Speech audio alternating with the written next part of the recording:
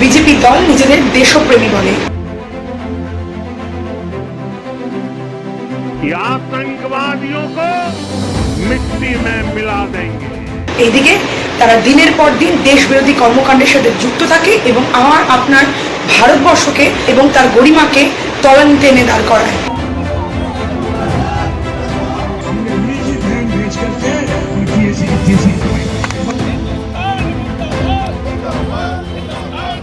ভারতীয় সেনাকে অপমান থেকে শুরু করে ভারতীয় নারীদের লাঞ্ছনা, কোনো কিছুতেই বিজেপি পিছিয়ে নেই। देश की वो सेना, सैनिक उनके चरणों में नतमस्तक है।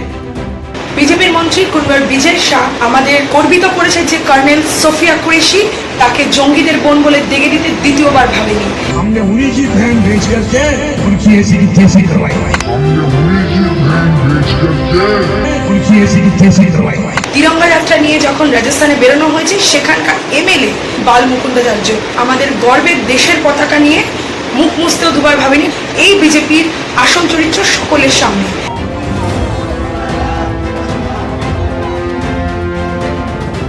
বিজেপি শাসিত রাজ্য মধ্যপ্রদেশ, সেখানকার উপমুখ্যমন্ত্রী বলে দেন সর্বসমক্ষে দাঁড়িয়ে ভারতীয় সেনাকে নাকি প্রধানমন্ত্রীর পায়ের কাছে নতমস্তক হতে।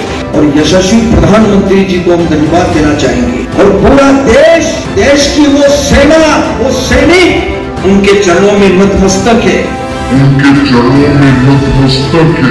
এর থেকে লজ্জার কিছু হতে পারে? ধিক্কার জানাই এই বিজেপি দলটাকে, যারা আমাদের দেশের সেনার গরিমাকে মাটিতে মেশানোর চেষ্টা করছে। একের পর এক দেশ বিরোধী কার্যকলাপে বিজেপি এমপি থেকে এমএলএরা যুক্ত থাকছে এবং নারী স্বাধীনতাকে নিচু করে দেখাচ্ছে।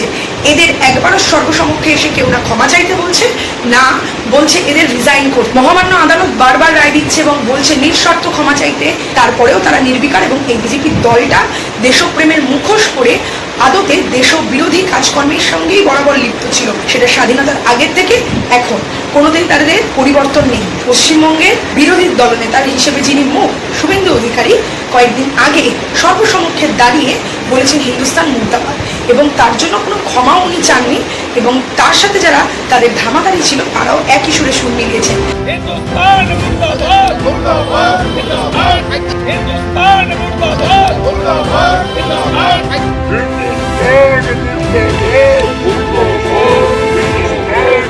যারা দেশপ্রেমের গান গেয়ে দেশবিরোধিতা করে এই বিজেপি এবং এই বিজেপির সাথে যারা থাকে তারা সকলে এক প্রকার দেশবিরোধী।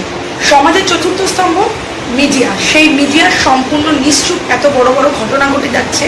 বিজেপি এমপি এমএলএরা দেশকে এত নত করছে। ধিক্কার জানাই এই বিজেপি দলকে, যারা এই দেশের খেয়ে দেশের পরে দেশের সার্বভৌমত্বের বুকেই ছুরি বসাচ্ছে।